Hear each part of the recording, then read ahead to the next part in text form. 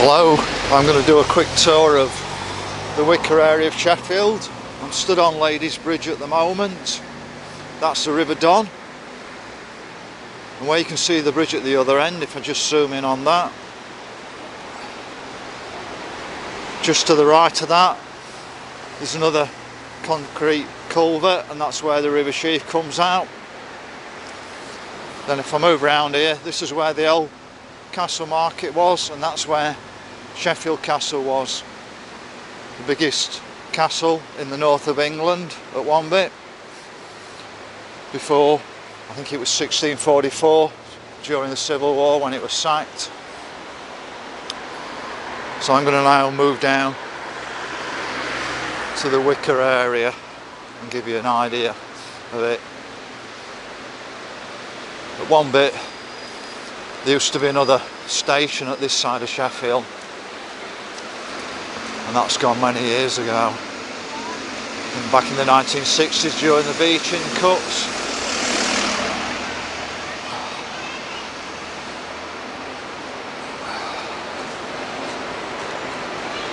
I haven't really got a lot to say about down here because I don't know the area well, but the quality of the shops to what it used to be is very poor. So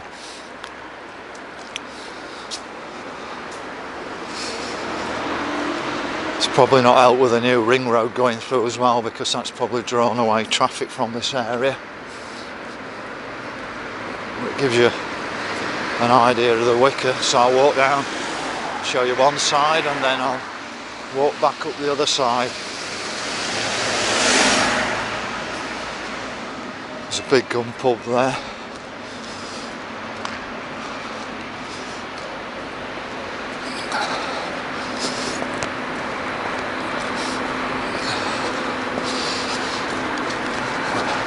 Now there used to be something called the Wicker Herbalist, and that first started on the Wicker.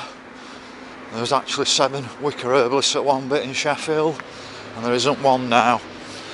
The pharmaceutical companies basically shut down the herbal industry by making it that if you produce some sort of herbal supplement, you had to pay something like 30 grand or more to get a certificate to actually sell it. So that's how the big pharmaceutical companies work and destroy traditional type of businesses. Who says their methods are any better than something that have been around for hundreds of years? It's quite cold today. Did come out with some gloves on, but I can't operate my camera with gloves on. But if anybody knows Wicker as it used to be, knows any history,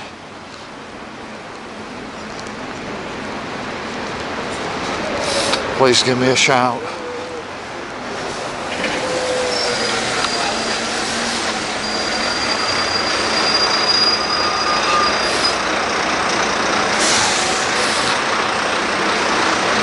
This is where the new ring road's coming, cutting through.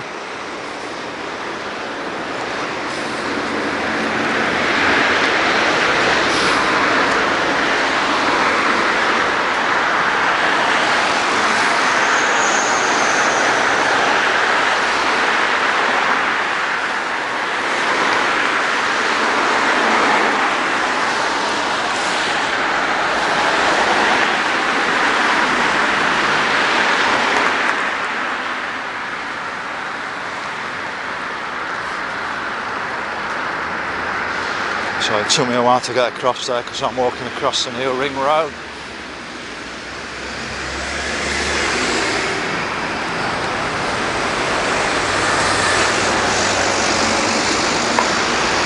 Now this isn't a pub anymore, but it's a Mediterranean restaurant, but that looks like an old pub to me.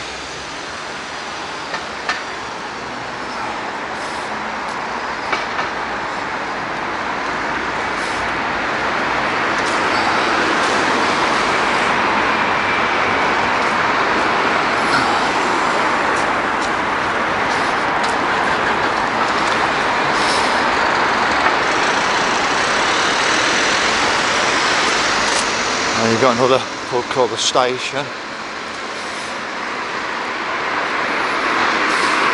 I love these wicker arches, real Victorian craftsmanship. To the right of here was the old Victoria Railway Station, much nicer than the current Midland Station that we use. And that connected to the Great Central, took you down into London. And also there was an electrified line across to Manchester through the Woodhead. Why they got rid of that is absolutely beyond me. Now, somewhere there's a way of getting up from here to the old station. You can see just there is sort of, that's the actual Royal Victoria Hotel. So I'm just going to cross the road, and if you go up there, that'll take you up Spittal Hill into Burngrave, and that community's changed drastically over the years. It was once more sort of Caribbean community, then changed more into a Muslim area and an Eastern European style.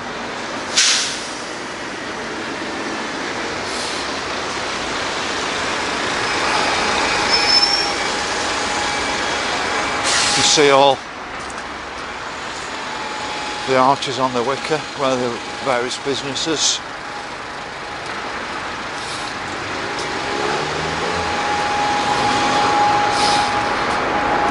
Station Hotel there.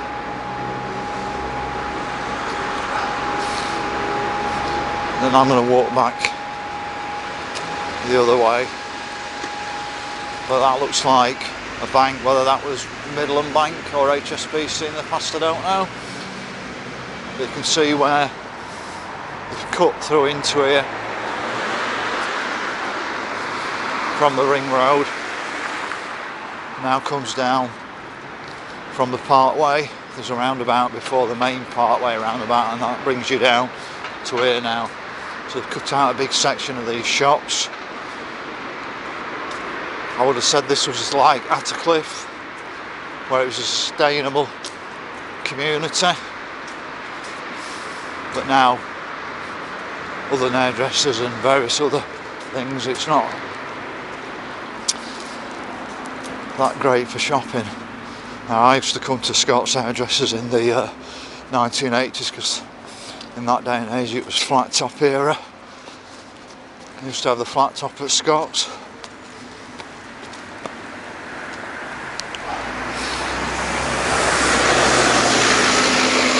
See, that's the Holiday Inn Express, and then that's the Royal Victoria Hotel. Back along to the wicker.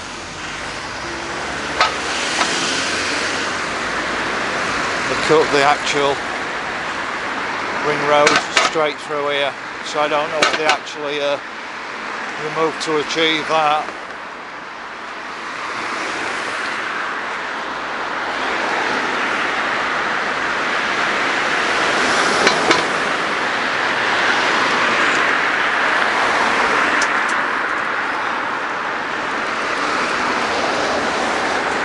So we're on the Derek Dooley Way. That's the name for that bit of ring road. Played for Sheffield Wednesday. I think he was the most prolific striker for Wednesday within a season and a couple of seasons.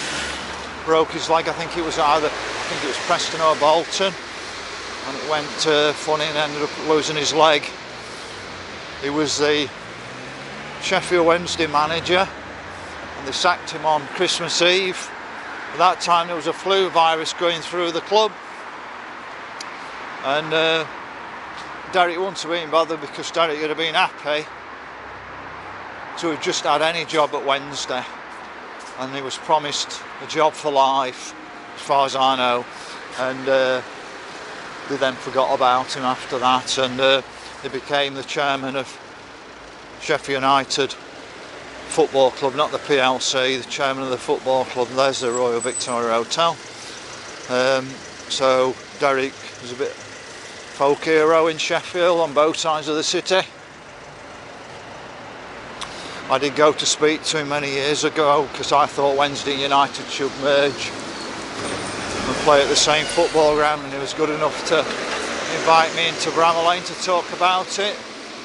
He said at the time he thought that there wouldn't be a merger of the two clubs, that they would actually share the same ground, and I think the idea was to have created a big football ground where the Don Valley is, but that never happened, which is such a shame. Because really both Hillsborough and Bramall Lane, Bramall Lane's been modernised, but I don't think the ground's fit for this day and age. In packed urban areas, shocking for parking now. With all the permit type parking, you just can't park in these areas.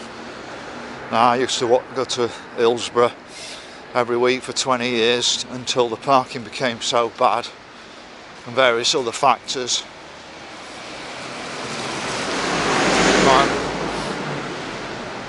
Coming up, and you can see Scott's Barbers there where I used to go in the 80s. I tell you something, it's a lot posher than when I went there, because it was very spit and sawdust on the floor, but they knew how to cut your hair.